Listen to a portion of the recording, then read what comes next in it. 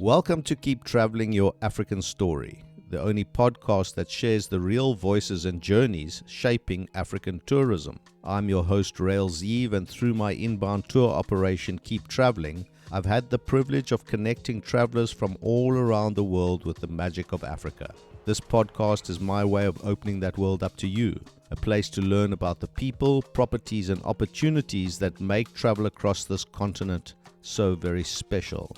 Today, I'm delighted to introduce Herman 𝐸𝐸𝐸, who's the co-owner from Mambo Viewpoint, who joins me to share his African story. Herman, welcome to the show. Thank you. You're welcome. Herman, tell us, first of all, where is Mambo Viewpoint situated on the African continent? Yeah, we are on the edge of the mountains in Tanzania. Actually, it is a bit north of Dar es Salaam and south of the main parks where the animals are along the coast. How are international visitors going to get to you? What would be their best way to get to you? So actually, if you look at tourism in Tanzania, the mainstream is from the north in around Arusha to Zanzibar. Actually, we are just in the middle. So most of the tourists, they fly to Zanzibar, but about 10% is taking another route. So we have roads which go from here to the coast, and halfway you can take a turn into the mountains and then you will reach our place. So there are public buses every day, 5 from Arusha, from Dar es Salaam, from Tanga. But also we have affordable taxi services which can bring you here. A lot of people also are hiking. So you can get off the bus at the foot of our mountain and then you can hike up, or we can pick you there by car. What sort of time frame are we looking at from traveling from Dar es Salaam to Mambo Viewpoint then? So from Arusha or from Dar es Salaam, it's about 7 to 8 hours. Okay, so you're really out in the wild as far as getting out away from everything. You keep talking about the mountain area. So tell me geographically, what are we talking about? Yeah, the Usambara Mountains, they have two parts, the southern and the eastern part. So it is a really nice area. It is known especially from the colonial time. So the main capital is Lushoto, and the Germans, they used to love this area very much because it's looking a bit like the German mountains. And also the climate is very nice here. So we are on 1,900 meters, and all through the year it is really nice. Only in July and August, the temperature in the night can go down to 10 degrees, but during the day, it's still fine. That's the beauty of Africa, isn't it? Exactly. And also, this area is quite dense populated, and the people have their income from growing vegetables, which are exported to Dar es Salaam and also Zanzibar. We were able to buy on top of a mountain here on the edge of the Usambaras. And from here, we look at the north, and we even can see the Kilimanjaro, which is on 160 kilometers from here on a clear day. Tell me about the accommodation facilities and amenities that you have at Mambo Viewpoint. Yeah, so we have a wide variety of accommodations. So it starts with camping with your own tent, but we can also deliver tents, and then we have shared bedrooms, and then we have cottages, and then we have also honeymoon cottage. Then on the top of the bill, we have 2-story family house. So you're catering for a wide variety of clients. Is catering included with everything, or do you offer self-catering facilities as well? So we have different options. We have a restaurant, and the most guests are having dinner also with us at the night, because around there are not many other opportunities for that. In the studio cottage, the honeymoon cottage, and the family house, it is also possible for self-cooking. And also the campers, of course, can cook themselves. Okay, now we've ended up at the camp. What are we going to do while we're visiting Mambo Viewpoint? What activities are there for us to try out? So the main attraction is actually the culture and the nature. To start with the nature, so we have a rainforest close to here, and that is a primary rainforest, or also cloud forest, you can call it. And that is very special because the trees are very old, which you find there, and the biodiversity is also very high. The main attraction is actually hiking or day walking. So we organize also tours from Lushoto, which is on 2 hours from here by a car. around 60 kilometers. Then we organize a 4-day hiking tour from Lushoto to our place. And then on the way you stay at the other hotel. We provide a guide and we transport the luggage. And then you end with Mambo Viewpoint. Tell me, what sort of flora and fauna can guests expect to see while visiting Mambo Viewpoint and exploring the area? The Usambaras are quite unique, I can say. So we have some species which you will not find anywhere else. For example, the Taita falcon is one of them. There are about 12 known here in whole Africa. One of them is here. But the advantage here is that you actually can see them here. They are breeding here in the cliff. A guide can show you to go there. We have also smaller animals like the two-horned chameleon, which is very specific for the Usambara Mountains. You will not find that anywhere else. Furthermore, we have bush babies, we have colobus monkeys and other monkeys. Quite a good variety. And on top of that, we are viewing over Mkomazi National Park. So when you go down, it is on 1.5 hours you find the back gate from the Mkomazi Park. We offer game drives to there. Okay, so it's not so much about the big five, it's more about the little, or should I say, the more unique kinds of animals when you're visiting Mambo Viewpoint. Yeah, around our lodge that is the case, but in Mkomazi Park we have also the big five, and even there's a rhino sanctuary.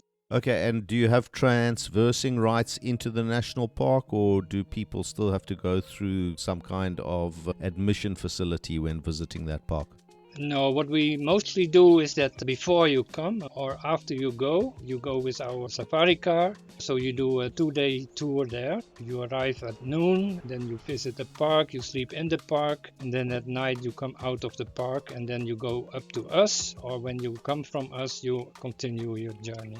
And you haven't really spoken about the flora. Can you tell me about any kind of unique flora that visitors might be interested in seeing? Except for the very old trees and the rainforest, we have also many flowers. The climate is really nice around the lodge. We are now creating also a food forest, which has a lot of different species and fruits and all kind of things.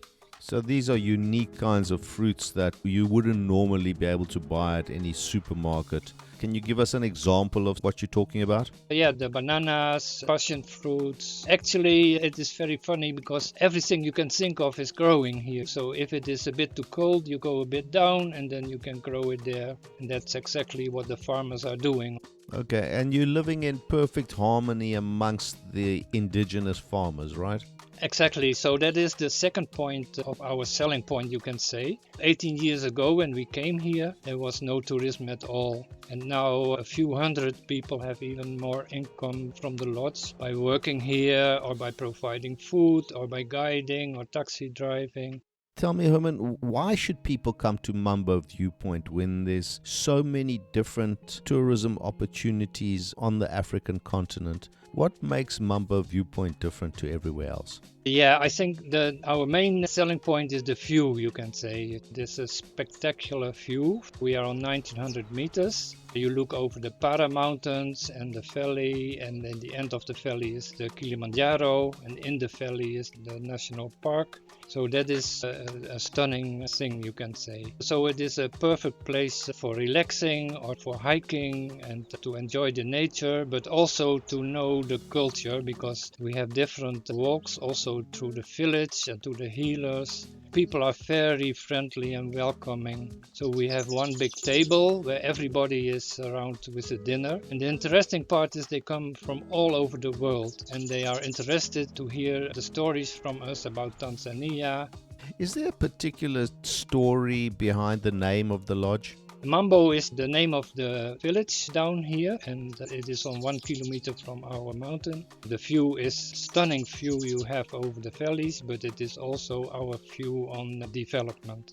What do guests always rave about after they've left Mambo Viewpoint? They are very happy about our hosting and about the food which we provide, because it has many fresh things from the farmers around, and also the nature and what they enjoyed. We've spoken about the food a little bit. Is there one particular kind of traditional dish that you would always recommend a visitor to try? Yes, so the local food is actually ugali. It is made from maize. And what we offer is to go, we call it cooking with mama. So you can, during lunch, you can go to a local family and they teach you how to cook this, and together you can enjoy the meal. That is a popular activity also. Okay, and do you eat that often yourself? So actually the taste is not very good. Our kitchen made a kind of pimped version, you can say, which has more taste and it is mixed with other ingredients. If somebody could take away one particular feeling after having stayed with you at Mambo Viewpoint, what would you want that to be? I think the experience to get in touch with the local community and also to see the progress in our community projects. Where can people find you online, Herman, and follow your story? Yeah, so we have a website, so it is called mamboviewpoint.org. We are reachable also by WhatsApp and email, of course. Herman, you're part of the Eastern Circuit. Can you tell us a little bit why that's different from the rest of the tourism circuits in Tanzania? Actually, in Tanzania, the mass tourists, as we call them, they go from the parks in the north or the Kilimanjaro to Zanzibar. But actually, they don't see Tanzania at all, only wild animals and the beaches, but not the culture and the nature, and Tanzania has a wide variety of nature and culture. And especially you find it in the east. So we are a part of that. We are joining with 30 other hotels in this region. So you can make a very nice tour from the north to the east, to the Usambara mountains, but also the coastal beaches. And in the end, you can also go to Zanzibar again. But then you really have the opportunity to see real Tanzania. And those coastal areas, and I'm not talking about Zanzibar, but the actual coast of Tanzania, there must be some really magnificent beaches along the eastern coast of Africa. Beaches are very pristine, also very quiet. Here you can really enjoy the nature and the beaches. Okay, that sounds fantastic.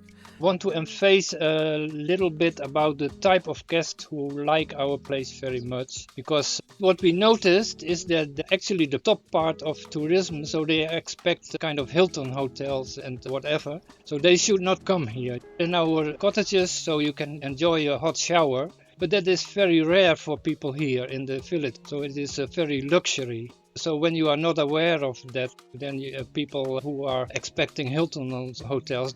And I know, Herman, that you've been very kind in donating a prize giveaway. Would you like to tell us in your own words what it is you're going to be giving away? Yeah, we offer a 2-night stay for 2 persons in the standard cottage here at Mambo Viewpoint.